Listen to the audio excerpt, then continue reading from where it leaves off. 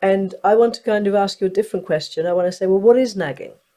You won't be listening well if you're not curious or interested. We're fighting for the right to have our feelings and our opinions validated. You've tried to fix it, but you keep falling into the same trap. Those are the times when you really need to be going into therapy.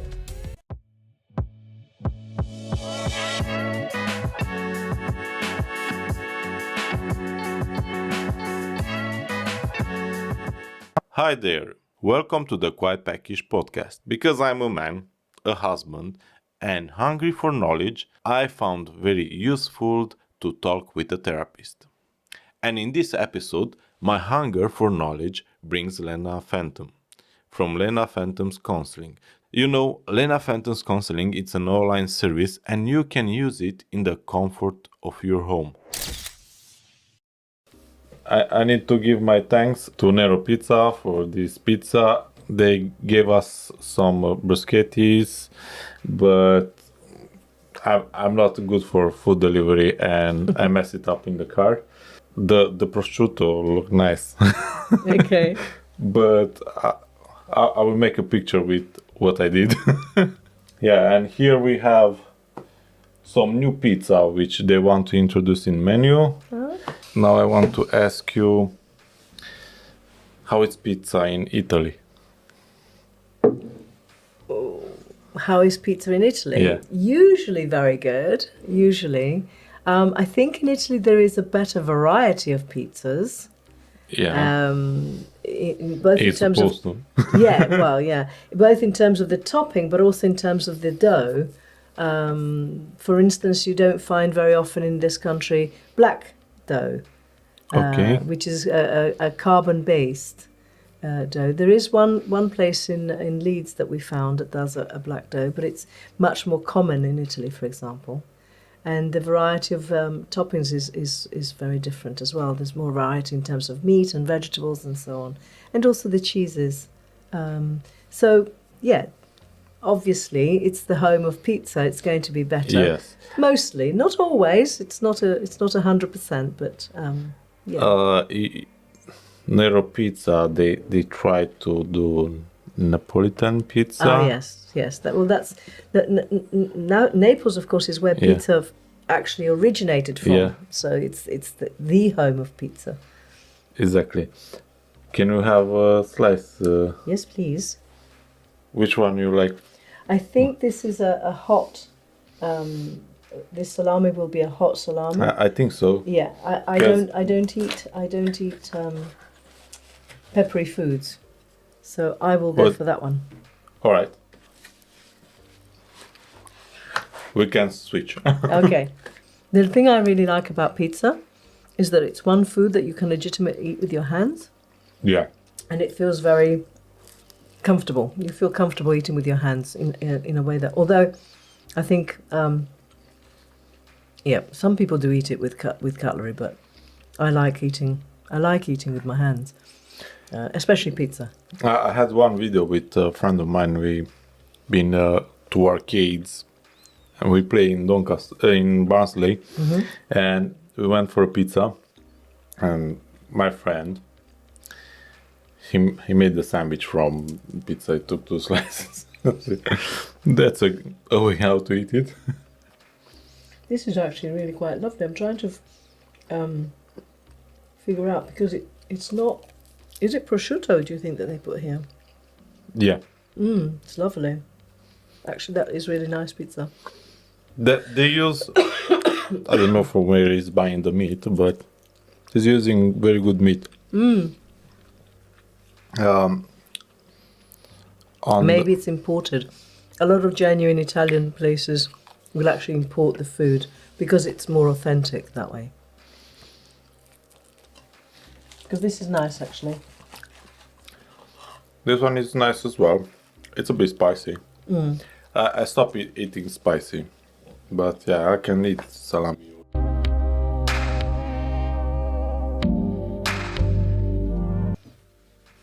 Now we finished eating some pizza, and this was the interesting part because I gave pizza to Italian person. Yes. Yes, How indeed. did you find it? Very nice, actually. Very quite comparable to what you would get in Italy. Actually, really enjoyed it. It gets Good. my approval.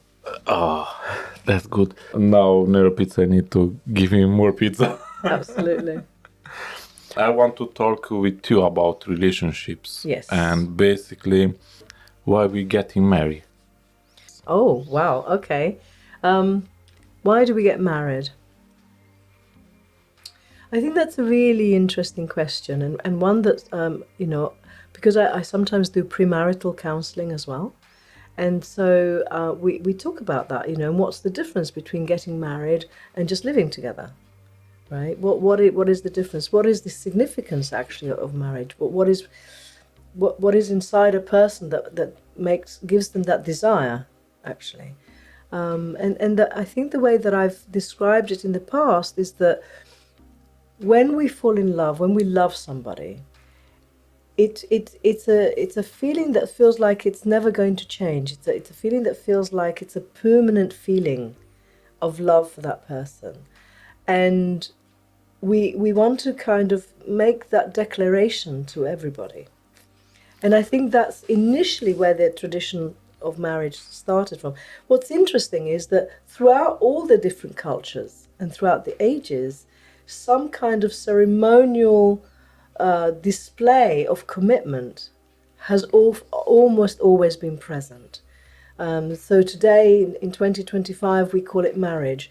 It's been called many things, but most cultures have some form of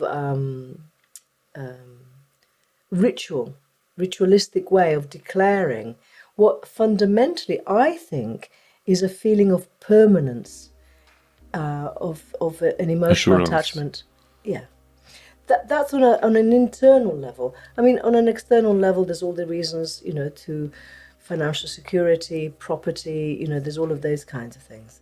But I think from emotional, why a human being would want to do something like that, I think that is my understanding of it. Does that answer the question? Yes. Why we get in a relationship? Because Okay. I know people say I'm okay by myself. Even I talked with a Spanish priest, and he told me the times teach us to be better on us individual, and sometimes we don't need somebody else, just to do it by ourselves. The fact is, however, that biologically we are a group animal. Yeah. Like our cousins, monkeys and apes and what have you. And if, to quote an expert in these things, Brené Brown,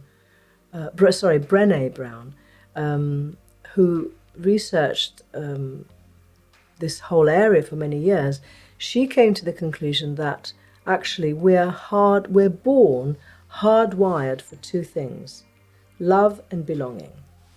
Okay, so if you ask me why we get into relationships, it's because we need relationships simply to survive in the beginning, but also we need relationships to be safe.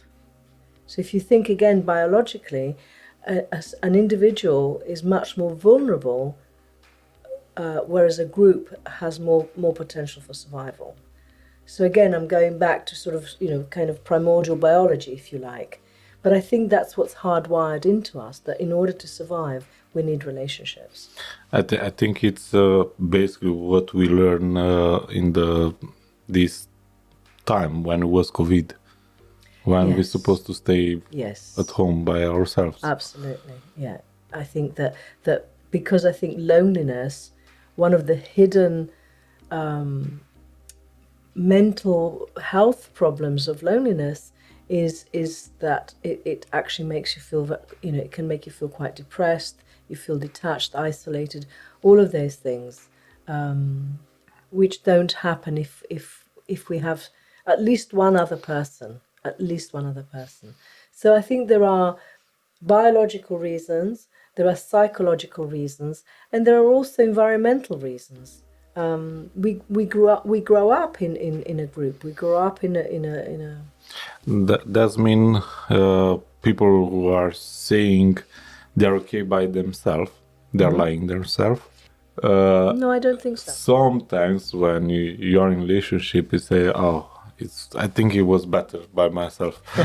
Sure, but that's usually when things are bad, right? Yes. We say that's when we say, "No, I'm better off by myself because you've had bad experiences."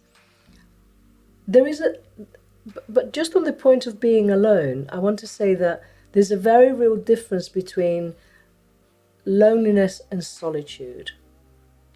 I think it's important to have time and space to be alone, so that you have some space for solitude.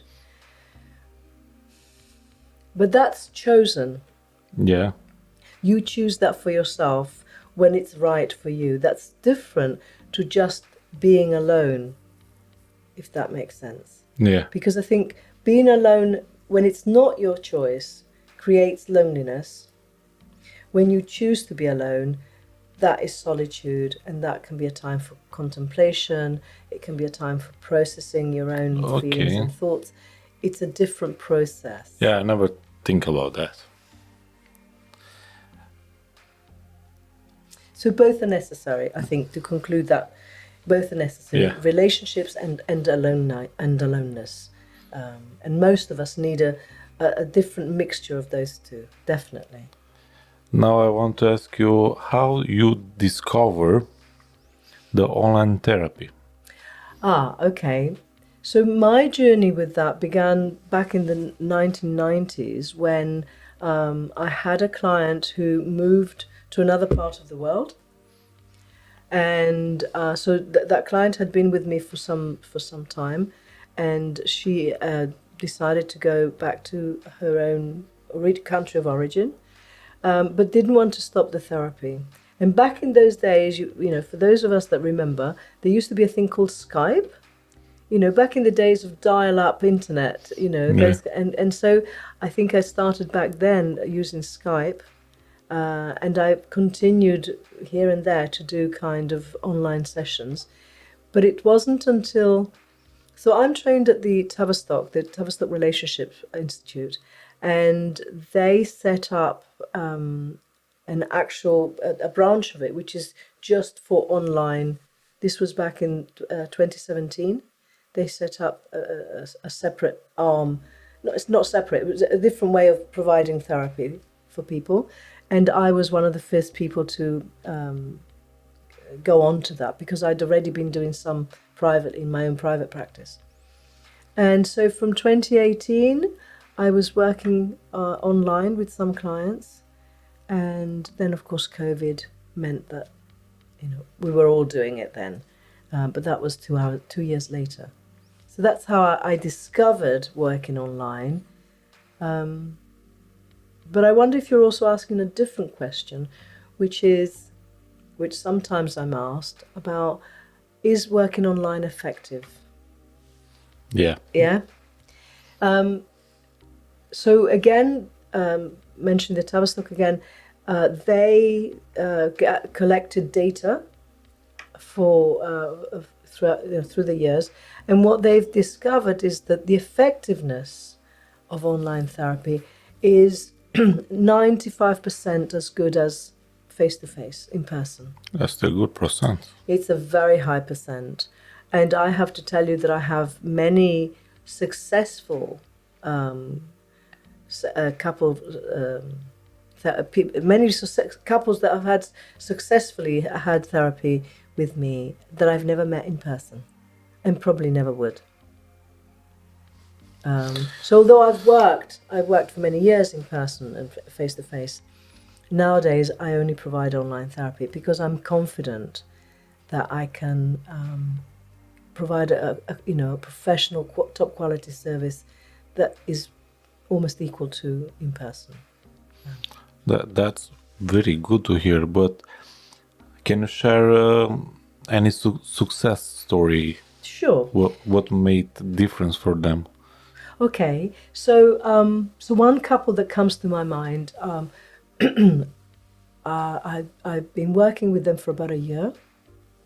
They have a couple of small children, and they were barely talking when we started. And often that happens, that couples come to therapy in crisis. You know, Yeah. that they're not talking, there's no intimacy, nothing like that. And gradually, slowly, a year later, you know, they're a couple again, if you like. What makes the difference? I think that's it's unique to every couple what makes the difference, right? I don't think you can say it's this thing and this thing for every couple. But from my point of view, most of the time, it's the fact that both people are willing to turn up to the meeting with the willingness in their hearts to change something. I think that's absolutely key to the success of any therapy, is the individual's willingness to do something different. Because like the saying goes, and I don't know who said it, but you know, if you keep doing the same thing, you'll get the same result. Of course, there's a whole range of tools that I have and a whole range of skills which I teach people, in effect, about listening, about communication, all kinds of things. For example, I recommend for people to do every day. One of them would be that at the end of each day, each individual, so myself and my partner, before we go to sleep, we think of 3 positive things about your partner. 3 things that they did well, 3 things that you like, just anything, 3 positive things. You know, maybe it's the fact that you like the way your partner smiles, or that they brought you a cup of tea when you didn't even ask, or, you know, something positive about that, just or something. It doesn't have to be something small, it can be something big, whatever. 3 positive things about your partner every single day. What makes the difference is the consistency of that small thing that you do each day. Yeah? Yeah. Like it's going to be a habit. Exactly. A tiny one. Yes. But still you are going to think about the impact. Even I need to give my thanks for the meal, which I forgot to do that. Exactly. But now I'm telling to my daughter to say to my wife. To say thank But you. I'm not saying it. Yeah. But I don't know why. It's not like I don't want. Yeah. It's basically, if I say to my daughter, do that, Yeah. basically I want to do that as well. But Yes, because you know it's a good thing to do, right? Yeah. Yes, of course. You know, sometimes when people say that to me, I forget to do. I say to them, "You have a mobile phone, right? yeah. Put it on your phone. Remember to say thank you to your wife until it becomes a habit." Yeah, because I think we have so much. We're overstimulated, actually. Certainly in the Western world, we're overstimulated, and so sometimes remembering just those small things Yeah. it just evaporates from your mind, really. Yeah, that's the problem for me, because I'm thinking, even I'm supposed to spend time with the family, my mind is away. Exactly. Which brings me to another tip. Okay, so another thing that I believe a couple should do every day, especially when they're not getting on so well. All right, and that is to make sure that you find a few minutes where you give each other the time, just 2 or 3 minutes each, that you just share with your partner what's going on for you right now. Okay, so you might... But to listen. And to listen. To listen. I think that's the problem, because it's but I did that as well. Yes, exactly. So I found out that's wrong. yes. So that particular exercise means that you give yourself or your partner. Let's say it's me in that example. I take 3 minutes. My partner is silent. We can even set a timer if you want, or 2 minutes, whatever feels comfortable. And I just speak about myself. Okay. There's a rule, though. You don't make any you statements. So you don't say you da da da da da. You say I feel, I think. This is what is happening for me. In that 3 minutes, you cannot say anything about the other person. Okay, it has to be only about you. Yeah. Right, and the other partner doesn't give you any feedback. Okay, so if it were you, you have to keep a straight face, no kind of looking around or throwing your eyes up in the air. You just keep a straight face. You listen, and you say thank you at the end of it, and that's it. And then the other person does their 3 minutes, and you say thank you to them, and it's finished. You don't give feedback. You don't react, because it's not about you. It's about learning to listen without thinking. And that's another key to a good relationship, is the capacity to hear the other person without, in a neutral stance. Because often when we're listening, we're not really listening. We're just waiting for the next moment to say what I'm thinking. Yeah. Right? And that's the bad way of listening. Does that make sense? Yes. Yeah. Another technique which my wife teach me. Okay. She said, after I tell how it was for me, said, what did you understand? Yes. But that's, yes. Just to be sure you listen. Absolutely. But that's a different exercise. That's for a different purpose. That's to be more in a conversation, right? I think that it's more for me, because sometimes she's talking and and your mind is elsewhere. Yeah. Right. Okay. And it's basically she engaged me in the conversation with that. Yeah. Absolutely. Like I need to pay attention. Yes, exactly. There's going to be a test after. Yeah. Yeah, but it's a good exercise, and that means you're listen, and it's not helping only in relationship with your partner. Basically, it's helping you in even business, even with the your workplace, and even with the children. Exactly. Yes. How success look like for a couple who takes couple therapy? So I thought about that, and I thought, how it looks like in the end. How you're you're supposed to feel. So one of the things that I do is when a couple first comes to me, is I ask them that question. Okay? Because again, it's individual, it's unique. So what would be success for one couple might not be for the other couple. All right? So I often will say to them, so if we start working together, what do you think it would look like for you when we finish, when therapy comes to a close and we agree you've done enough? What would your relationship look like? So I solicit that answer from them. So it depends on what the problems are, if that makes sense. Let's take the most common problem of all. I mean, the top problem for all relationships, as far as I'm concerned at least, is communication. Okay?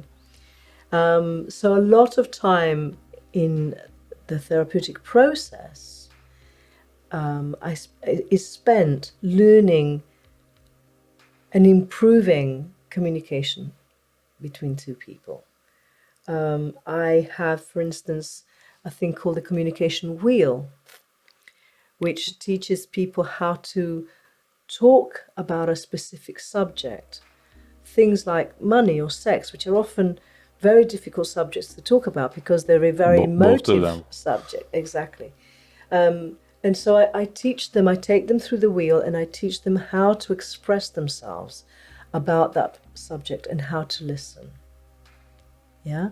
And at the end of it, two people, what will happen is if I describe to you a fairly normal scenario, which is that you have two people, they're only talking to me, they don't talk to each other, and I teach them how to talk to each other. So by the end of the process, months later, usually the average couple will be in therapy somewhere between 6 to 9 months, but it can be as long as 18 months, even 3 years is the longest I've successfully treated, if you like.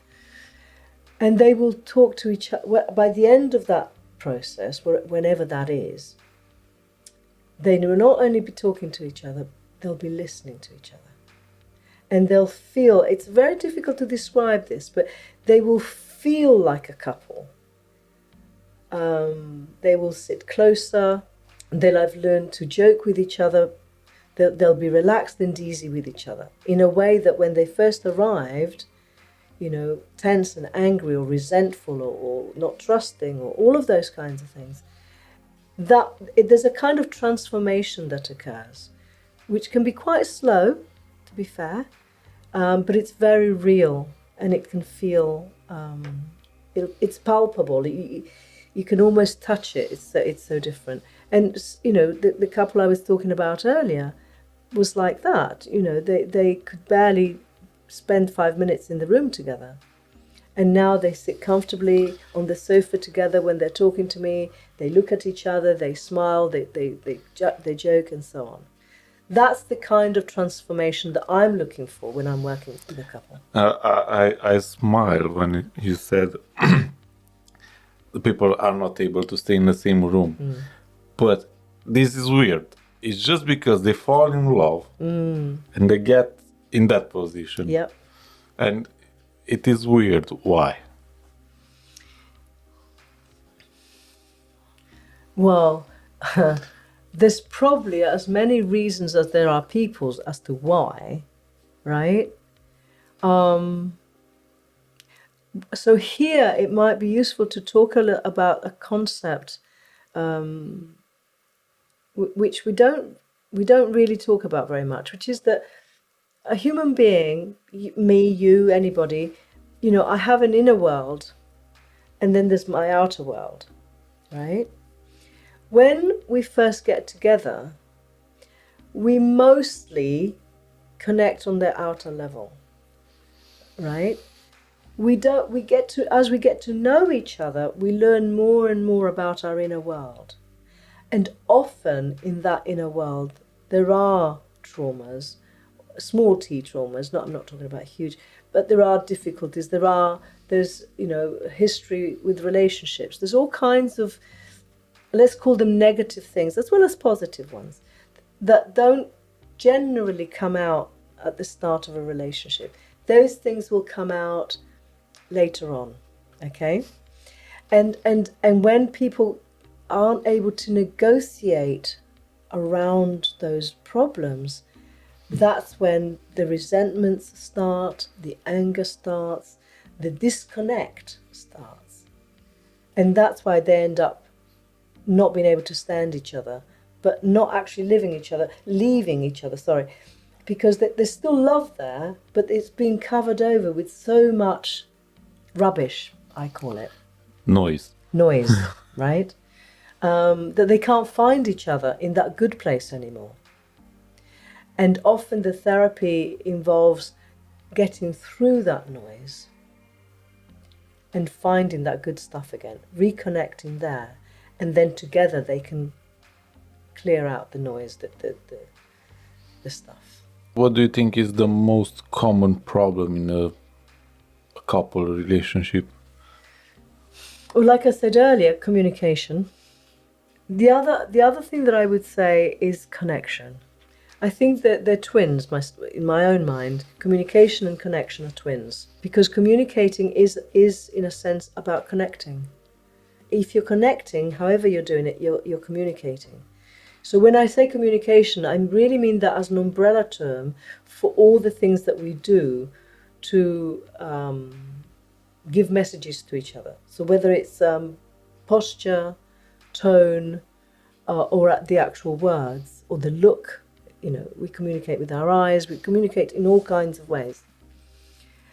And all of those are used, I think, to connect. To connect intellectually, emotionally, physically, sexually. All of it is about connection.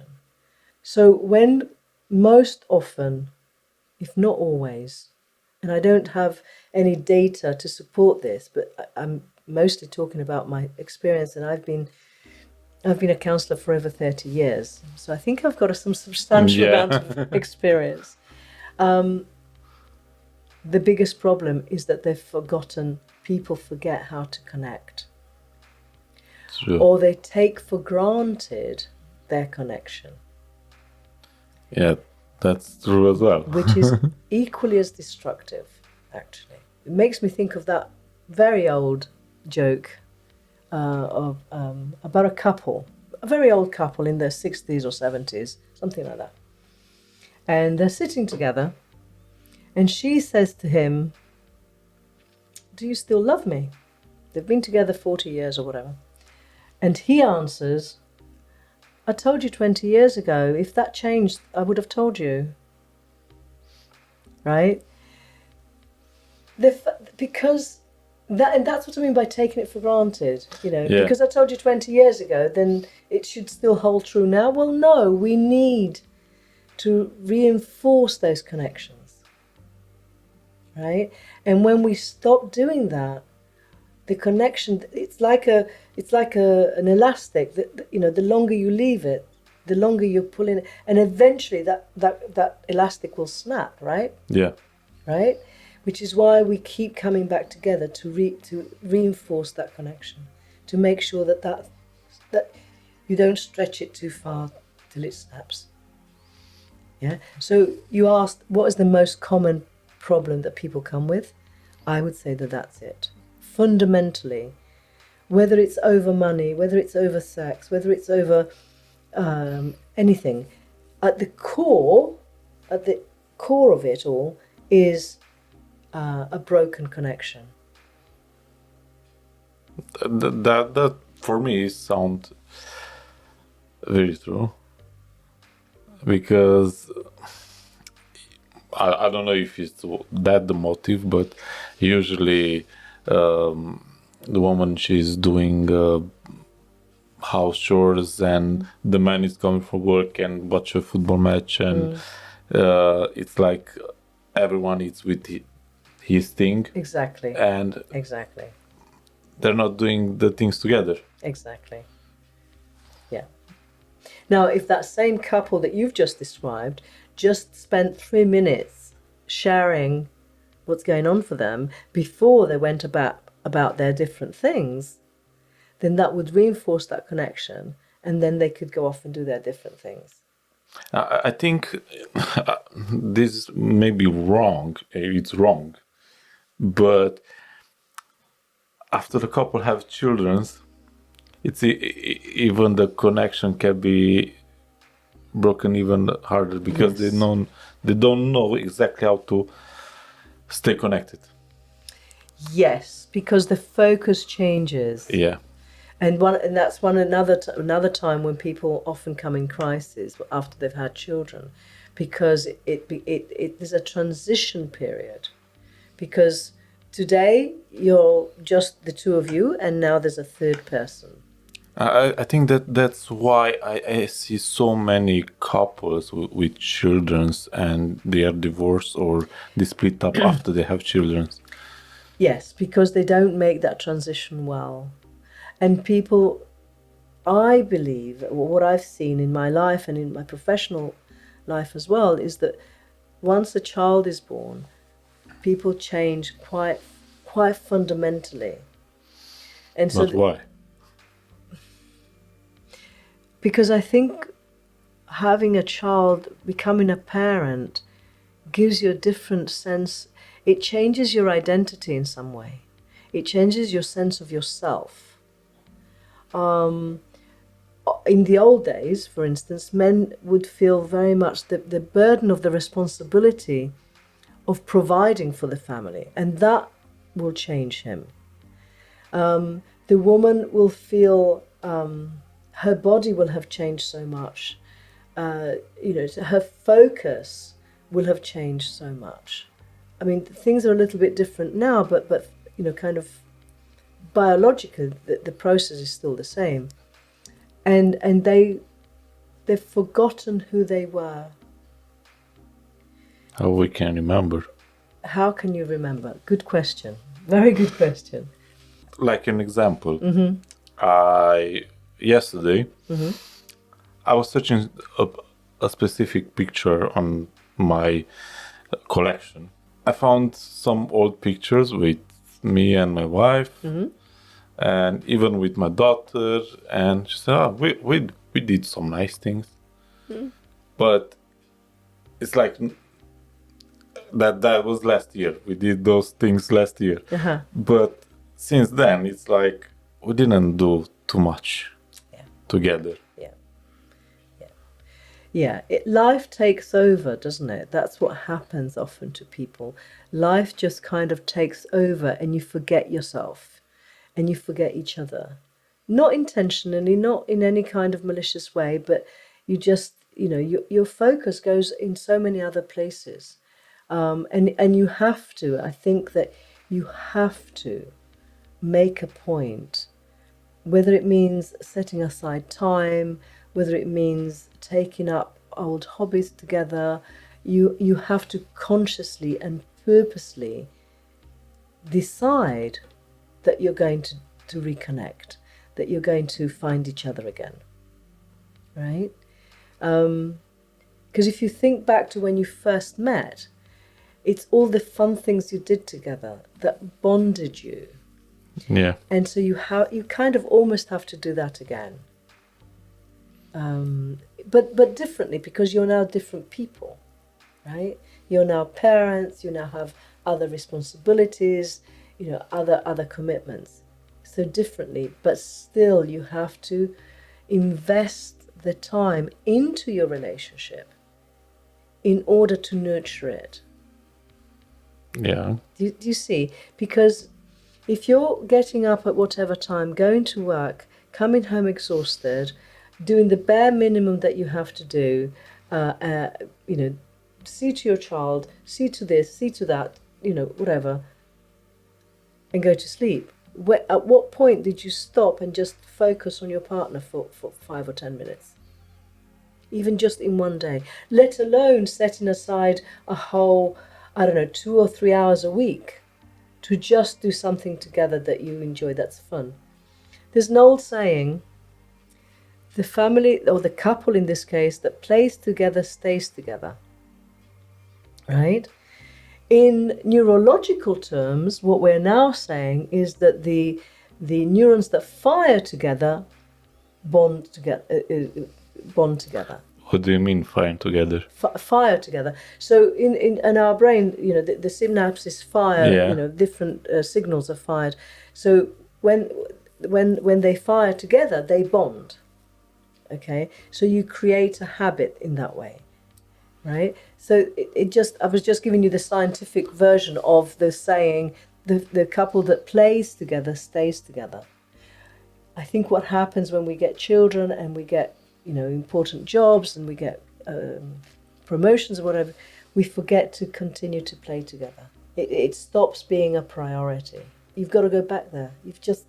There's no really other way. Even when, can I talk about sex?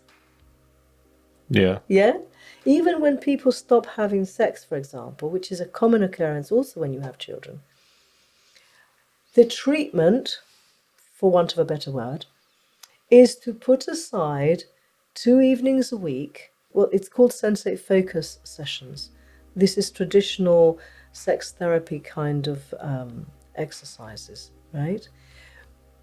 But in order to do that, you have to put aside the time. You have to prioritize that time to spend with your partner. Now, whether we're talking about sex or whether we're talking about playing cards just to have a laugh together, you have to invest that time to reconnect and refresh your energies together. It's become like a synergy, if I say it right. Yes, exactly. Lots to think about, huh? Yeah. I think one of the problem in the relationships it's when one of the partner it's nagging. Nagging. Yeah. The other one, I think it's playing like as victim. Like, Right. but I did that already. Why not do it by yourself or find excuses? I can say usually when my wife she asks why you didn't do that, and I'm just bring a stupid excuse and creating a conflict.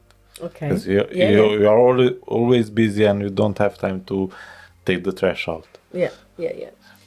Which I'm doing it, but Sure.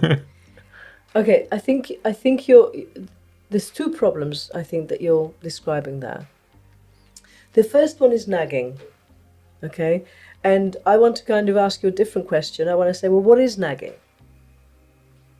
Now, as far as I'm concerned, what nagging is, whether it's man or woman, I don't think it's the prerogative of females to nag, to be honest. One example of a man nagging is my husband, who often points out that I've left my shoes out again, right? Because he's a very tidy person, and everything should be put in its place, right? And sometimes I just take my shoes off and leave them there, right? And you could call that nagging. yeah. Yeah. But I think nagging comes about because you've been asked, something has been asked, and the person hasn't responded. Right? So, for example, as you know, using the example of me and my shoes, I've been asked multiple times to put my shoes away, okay, and multiple times I forget. Okay, I mean, it's a really stupid example, but the fact remains that nagging is a repetitive thing because the original request wasn't answered, if you see what I mean, right? So there's nagging, which is, well, my answer to that is if you heard me the first time, I wouldn't have to repeat myself. Do you see? Yeah, but Okay. Let's say So it's going to happen again, and I'm going to say, I'm going now. Yeah, absolutely. But then there's the other thing, which is negotiation. So taking this a little bit more deeper, a little bit more seriously, if I'm required to do something which I either may or may not want to do, may not be able to do, whatever, I should be able to negotiate with my partner. And I think this is also a key component of a good relationship, is one's capacity, or two people's capacity, to negotiate together for their needs, if you like. Okay? So if I find myself nagging you, it's because you're not meeting my need. But at the same time, it's also because I haven't been able to negotiate with you how we might get my needs met, right? So my need might be for the rubbish to be taken out daily. Okay, again, silly example, but these become real problems in a relationship, right? Yes. I may have a very sensitive nose and I really need the rubbish to be taken out every day, okay? Now, my partner may or may not have the time to do that small job every day. So what do I need to do? I need to negotiate with him or her how we manage clearing the rubbish. So for, I don't know, again, I'm kind of making this up as I go along, okay? So forgive me if it's not a very good example, but, in the morning I might say, are you going to be around this evening? Will you be taking the rubbish out or shall I? right? Where we've both understood that I have this need that the rubbish is taken out every night, okay? So he or they might say to me, look, I've got a really long day. I'm going to be really knackered. You're going to have to do it yourself today. Okay, that's a negotiation. Otherwise, what's going to happen is that I'm going to, if there's been an agreement that, it's their job to take the rubbish out every night, I'm going to end up resenting them for not having done something that they've agreed to. Right? Yeah. But without consideration for our differing needs. Do you see what I mean? So you're talking about nagging. I call it a failure to negotiate. Yeah. What I want to bring is this negotiation. Basically, I said, okay, I will do it later because now I'm busy to do something and I forgot. Sure. And then you forgot. And then you forgot. That's the. Then you very humbly apologize and say, I will make sure that doesn't happen again. I'll set an alarm on my phone so that I will, it will remind me to take the rubbish out later. She gave me that solution and I didn't. But that's another form of negotiation. Yeah, I didn't apply her solution, basically. Okay. That means what she recommended me, she did it right. Even she told me if I don't remember stuff, what she telling me, to have a notebook with me and write it down, which you're never going to do because it sounds we have silly phones. Because I need to remember. No, but look, everybody's memory works differently, right? And I think, but maybe like you, like a lot of people, I have multiple things going on in my mind, and things that are not especially important to me, I will forget. It's human nature. It's absolutely human nature. So it's about you learning to manage yourself.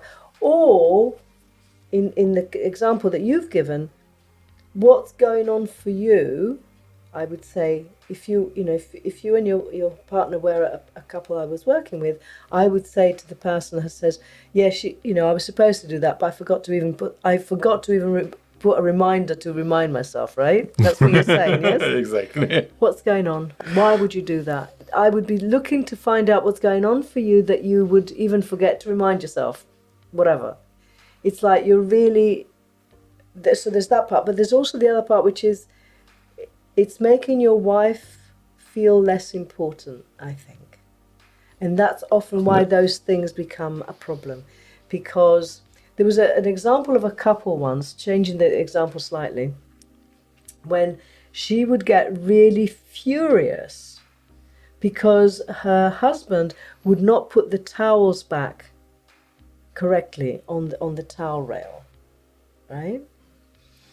And when through the work, and we explored what is all this, right? It turns out that every time he just left the towels on the side or didn't put them back, she felt that he was telling her he didn't care about her. Because she had told him that it was important to her to have the towels back on the towel rail so that they're nice, and him ignoring that request felt like, you don't care about my feelings. And that's often behind that kind of argument. Yeah? Yeah, but it wasn't true. It doesn't matter whether it's true, it's how she feels. Yeah. True. Right? So, of course, her husband cared about her feelings. But in that particular example, it made her feel like he didn't. Yeah? Yeah. Whether he did or not wasn't the point. The point is that she recognized, and this is where the growth happened, she recognized for herself that that's why it upset her so much. And when he understood that as well, he was then able to be more compliant with her request. Because he understood it was important to her. And he did care about her feelings. So he made more of an effort. Does that make sense? Yeah, it makes sense because I think someone asked, how do you feel love? How do you feel love? That's a really good question. That is such a good question. And one of the exercises, another little tip that I often give my clients is, over the next week, think of 3 things that make you feel particularly close to your partner, because those are the ways in which you feel loved, right? Now, I think that there are some universal examples that we could use, but I think that also there are some very specific and very unique examples of how you feel loved. Yeah. Now, if I use myself as an example, I know that I feel loved most when somebody is actually interested in how I feel and what I think, or my opinion, if you like, right? It makes me feel valued, it makes me feel important, and it makes me feel loved, yeah? But for somebody else, it might be, buying things. If you buy me... Or if you're interested in the same thing which I'm interested. Oh, yes, that. My partner is an amazing man, and one of the things that he does that makes me feel loved is he buys me flower. Whenever he goes shopping, at least once a week, he will buy me a bunch of flowers, so that when I'm working, because I have a desk set up, when I'm working, I've got the camera and the computer in front of me, but always on the side there is a bunch of flowers, for example. And those things that he does that, for me, he's thinking of me, he's got me in his mind, those things make me feel loved, right?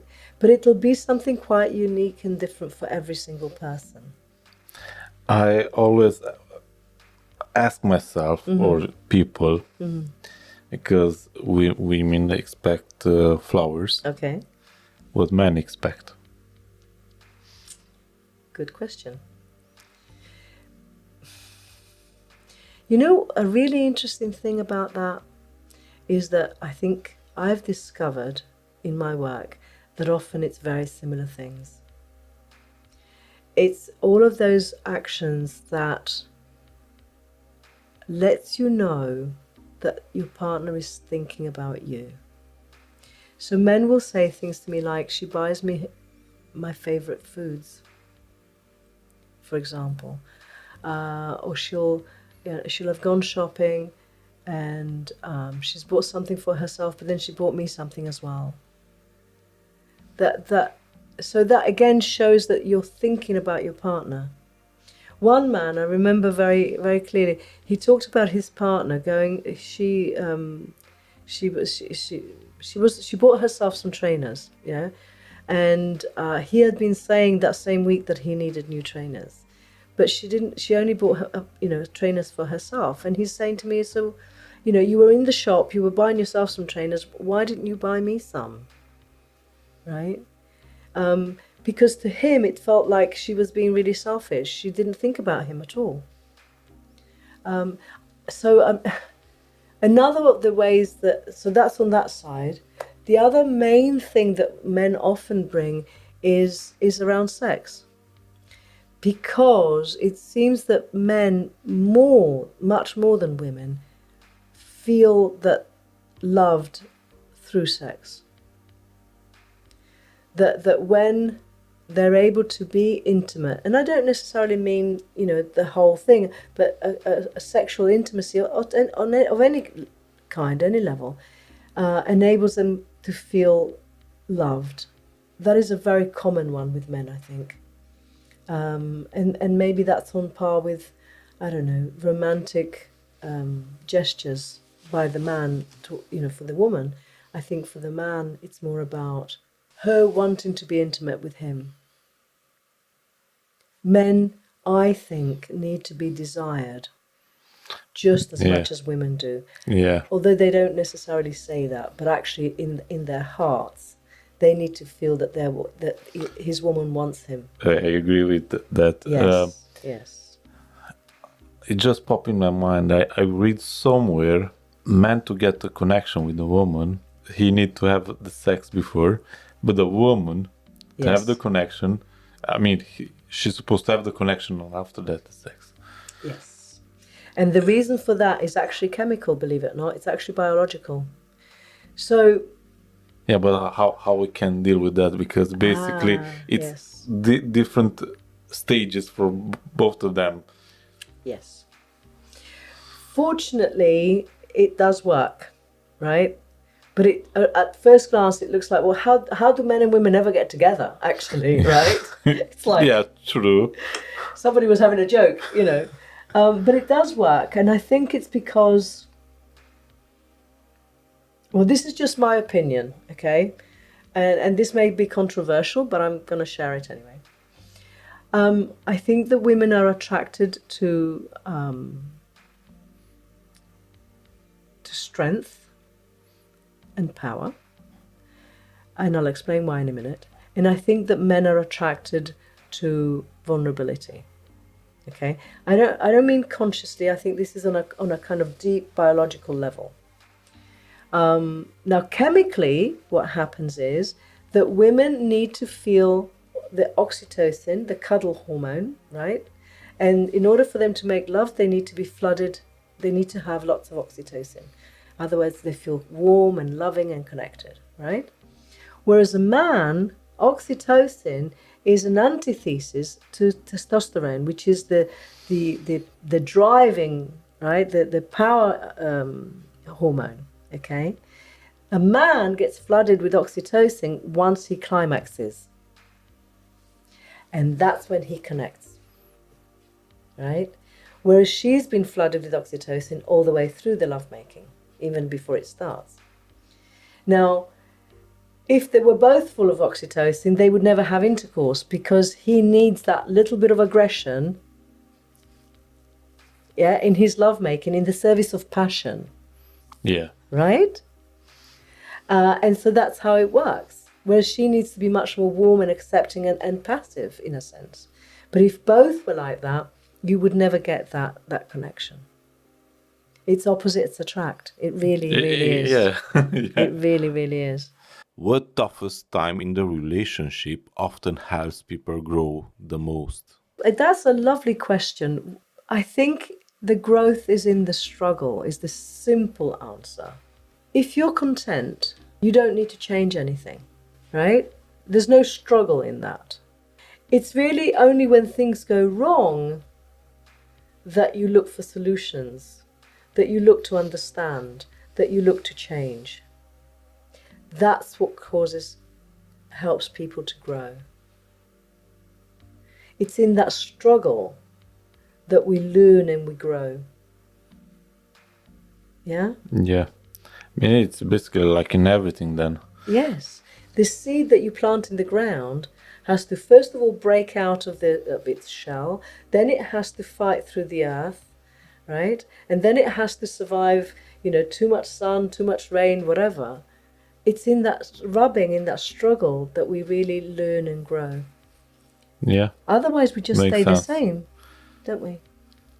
Or maybe become worse. Or just, yeah. Yes. What I see, people, if you don't get better, they're getting worse. Exactly. You can only grow or die. Yeah. In effect, and it's I mean, it's grow or die like a plant. Exactly. Yeah, that's a good one. Because we are organic beings at the end of the day, right? We're not static machines. And I think that's one of the problems with the way in which we think about sex, for example, because I think nowadays, and as a consequence of porn, in my opinion, I think that we have come to think of our bodies as machines. And whereas I think that sex is an organic process that involves the whole being, mind, body, and emotions.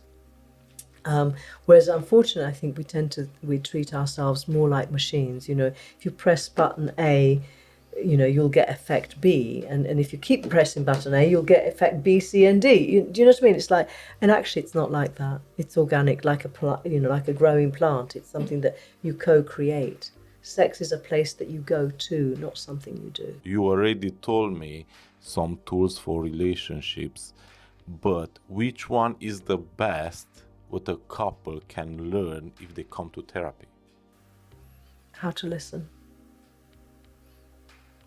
It's that simple. I think that's the most important part. Absolutely.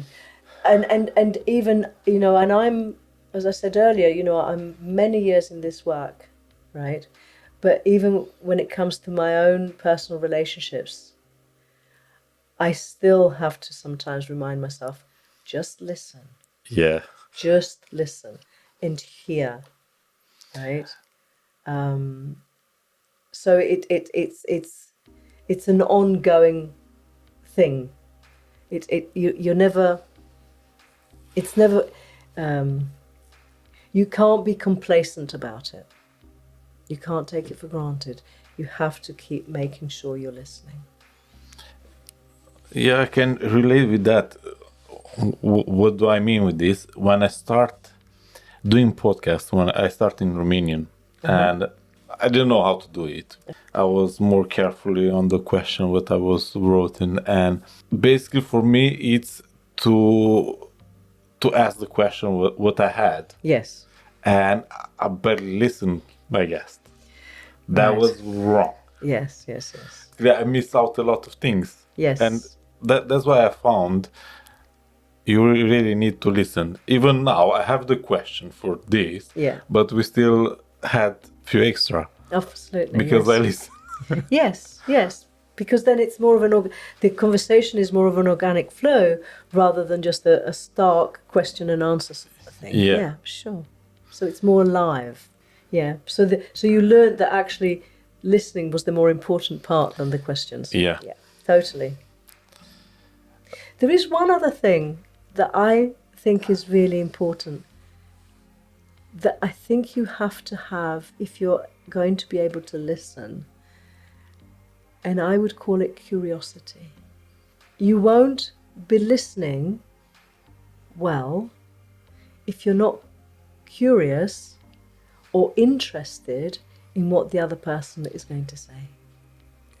Yeah, but that's why I started the podcast, because I'm interested, Exactly. but I'm still learning how to listen. Yes. But in a relationship, being curious about what your partner might be feeling or thinking or what's happening to them is going to motivate you to listen carefully. So curiosity is a key thing to learn as well. Yeah, that's mean I apply this on my podcast, but not in relationship. There you go. There you go. Yeah, that's a good one. Because only recently I had a disagreement with my partner, and I afterwards, when I was reflecting on what we argued about, I was thinking I really wasn't curious enough about what he was saying. I was too interested in making my point. I think And that's me. Yeah, but it's the core of every argument. It's the core of every argument anyone has ever had, right? We're fighting for the right to have our feelings and our opinions validated, you know, without any interest in what is going on for the other person. That's why arguments happen. I think in my case, I try to explain my wife. She misunderstood me. Not like I was right with. Yeah. But I'm not listening. Yeah. It's because I try to show. I mean, still, I was trying to show if I'm right. Basically. Yeah, basically, in the end. Yeah, I know, right? Yeah. And when we stop trying to be right and just actually listen, it changes the whole dynamic. It's new for me. I started to do that. Okay, And sure. basically now I understand. Yeah. That's my sentence. But I'm also I trying to reassure you and the listener that it's an ongoing thing, because even though I've been many years doing this and I have an excellent relationship with my partner, I'm still having to remind myself. Humans. We're human beings, exactly. You know. Even computers are failing sometimes. I know, right? Probably because they're created by humans. I wonder, how does the therapy help couples build qualities like patience, empathy, and resilience? The word that comes up for me when you ask about patience is forgiveness. And that may surprise you. It may not, at first it may seem strange, but in order to be patient, you have to have the capacity to allow a person enough time or to make mistakes or to get it wrong, right? You have to have the capacity to wait. Basically the same thing like you are supposed to do with the child. Yes, but often we're not that generous with each other because we don't forgive those minor mistakes or misdemeanors. Okay? Yes. So that's why I use the word forgiveness. Yes? Because if you can forgive those minor mistakes, you can be patient. So how does therapy help a person develop that? I think is through recognizing what we were just saying about even AI needs to learn. We are all on a learning journey, actually. In a relationship, we're learning we're learning about our partner, and they're learning about us. So you ask about patience, empathy, and resilience. Okay, the more you can learn about your partner, and the more you can help them learn about you, the more those qualities will develop. Because if you learn, let's say, as another example, let's say that your partner is somebody who needs, at least 10, 15, 20 minutes to just fully come round when they first wake up in the morning, right? And in that 10, 15 minutes, they don't want to speak. They don't, they just want a bit of time just to wake up properly. Once you learn that that is how it is for them, you can be patient with them. You can have a bit of empathy, right? And you can just give them that time, and then you can start going, and this and that, and whatever, right? But just don't do it in that first 15 minutes. Now, you learn those things because in therapy, and I think this is another key thing about therapy, especially couple therapy I'm speaking about now, is that perhaps for the first time in some time, what a good couple therapist can do or should do is to provide a safe, neutral space for each individual. And it's that neutrality that allows a person to explain themselves, explore, what's going on. And as you're listening, you're also learning. Does that make sense? Yeah. So that's, I think, the gift of therapy is that it provides a place where you can both be your authentic selves and you can learn, vice versa. You can learn from each other and about each other. I mean, it's basically like you get a referee. No, Not really. it isn't. I'll tell you why no, because a referee makes a judgment call. He will say this is right and this is not right.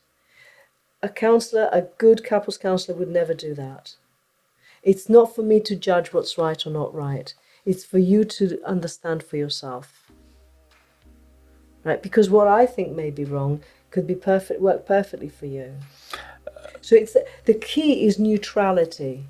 It's the neutral environment that has no bias. When I meant a referee, like on boxing, referee is there to not harm himself. Okay, yeah, okay. In that way, yes, I could agree with, yes. And I was thinking more of a football referee, they'll give you the yellow card, No, that's a different thing. But on the boxing, it's just to be there. When the referee kind of pulls you apart. Yeah. Yes. But it's that neutralness. It's not. I'm not taking any sides here. Yeah. Uh, my wife reads something about basically when you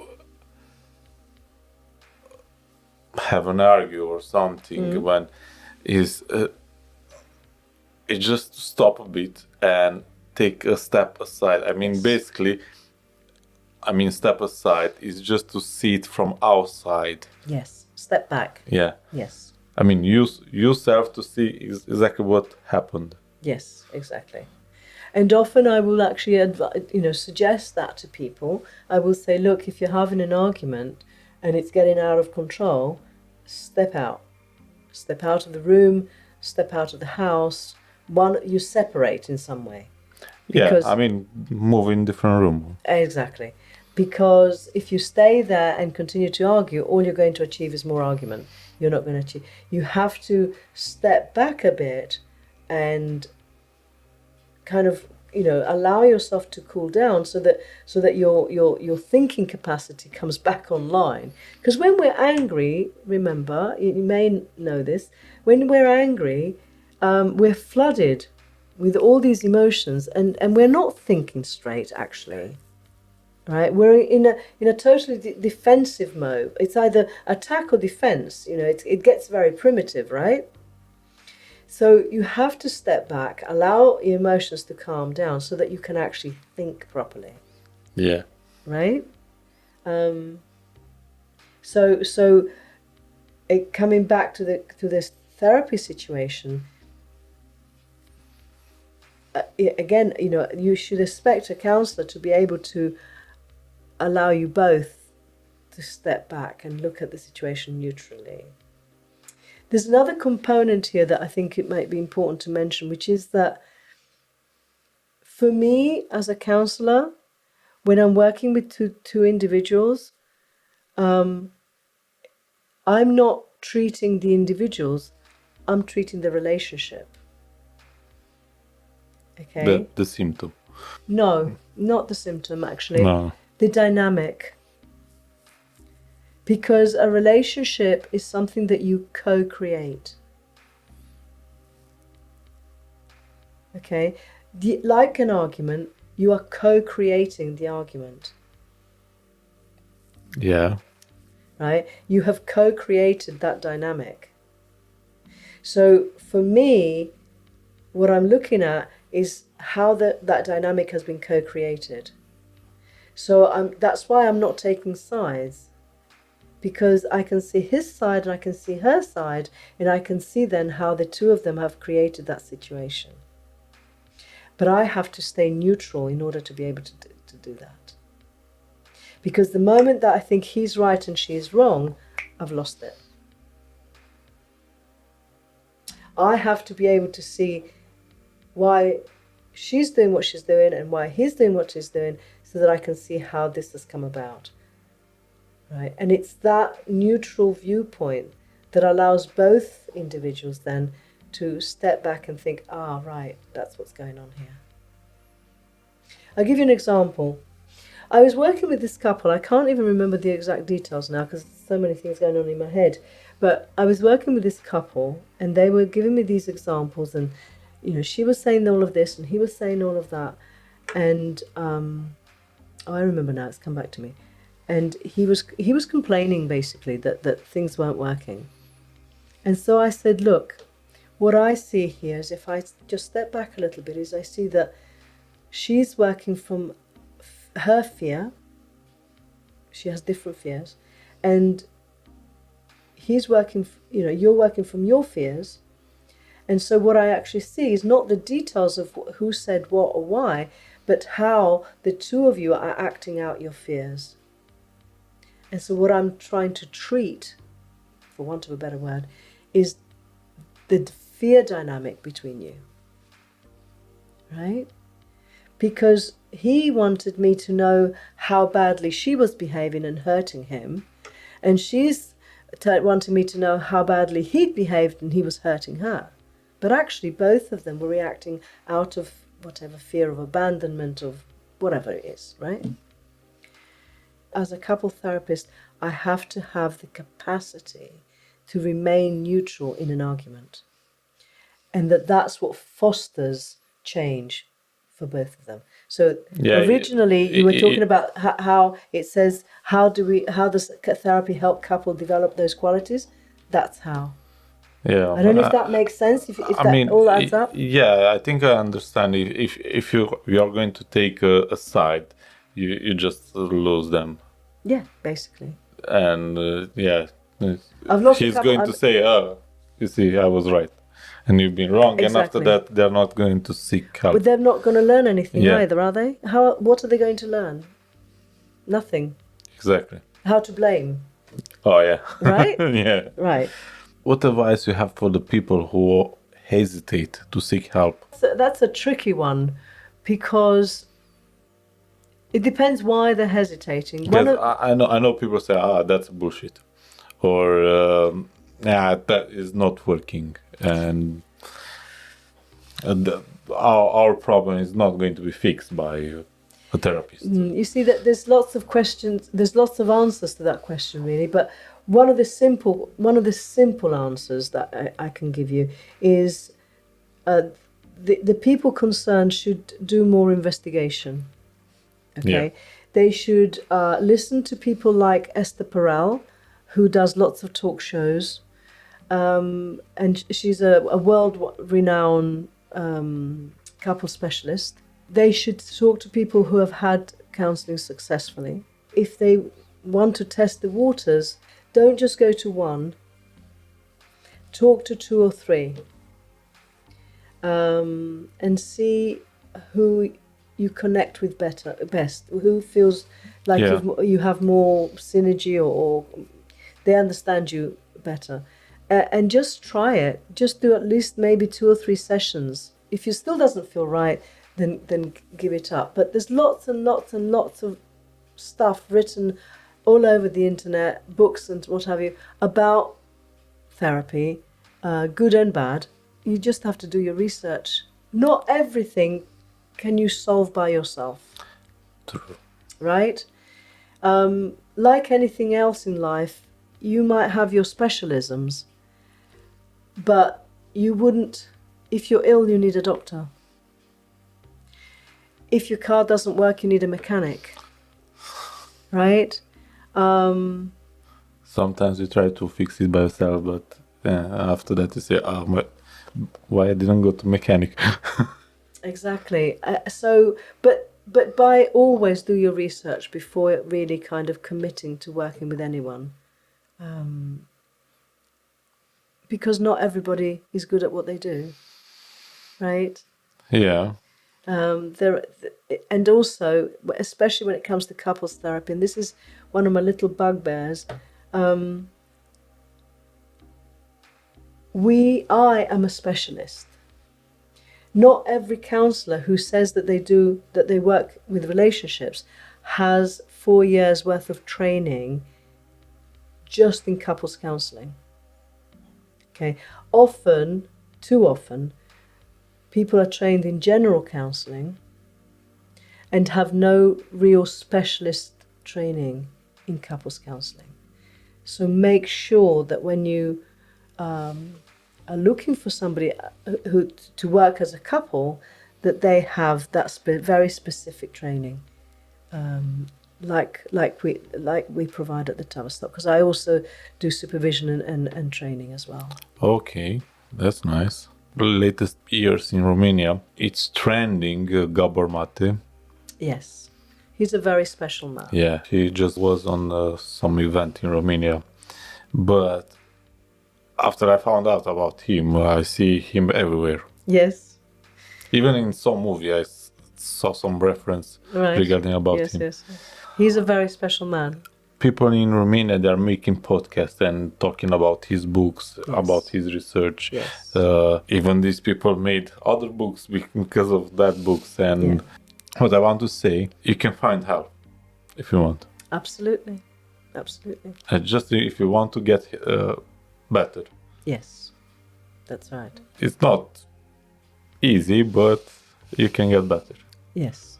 And there is lots of self-help out there. I think that's what you're saying, right? Yeah.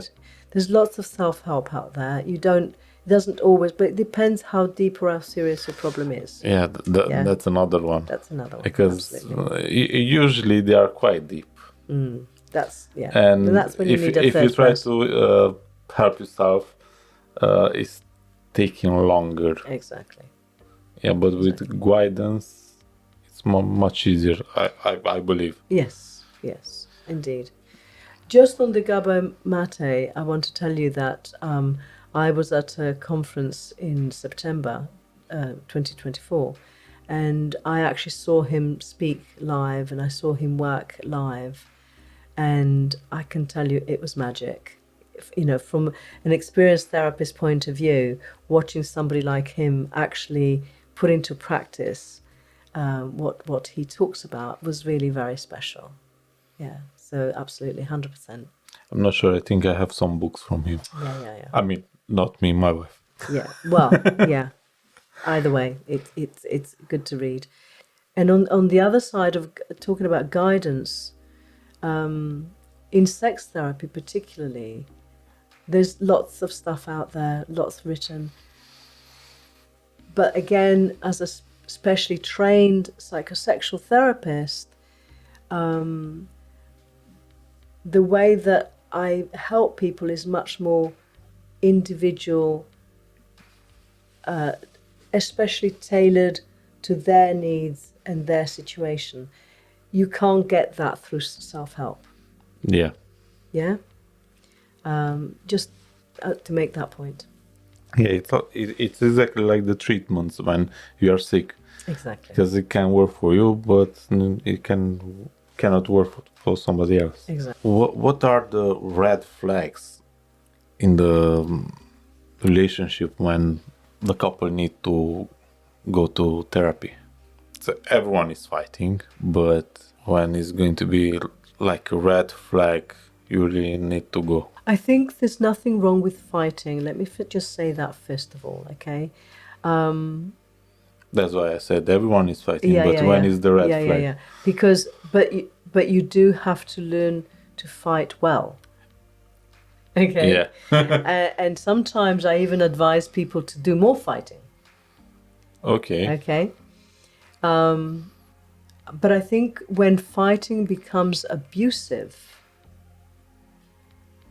that becomes a red flag.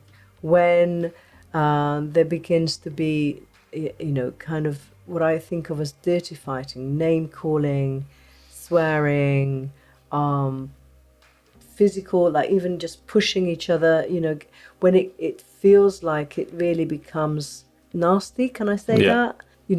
And you don't need to be waiting for that to happen the first time that starts to happen, then that's when you know that things are gone beyond normal arguments.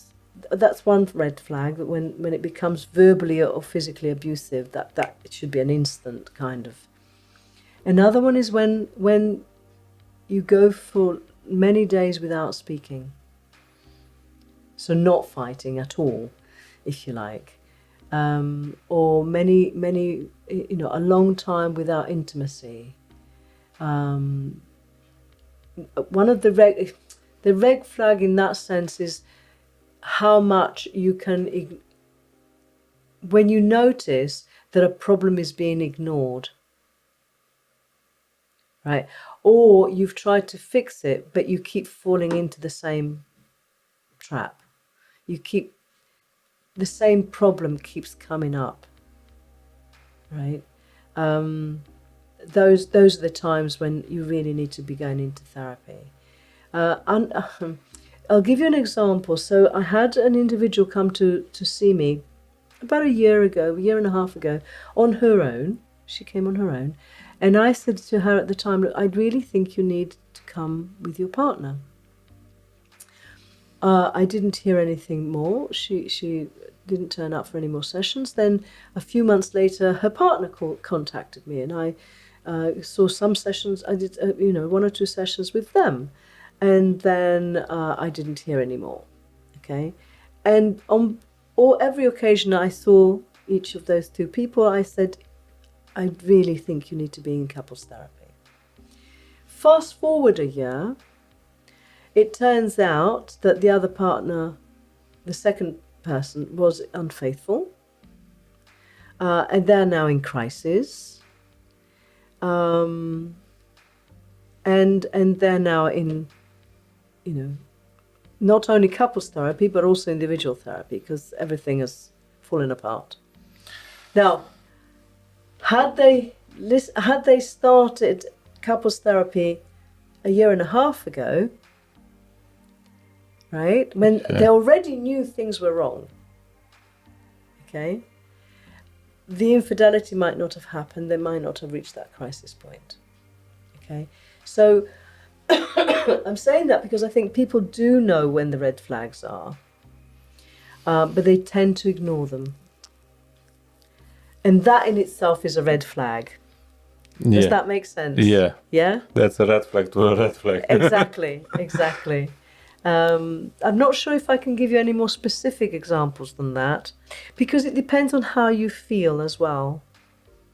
If you find yourself often feeling alone and disconnected, and you can't find your way back, that should also be a red flag that you need some third person to help you.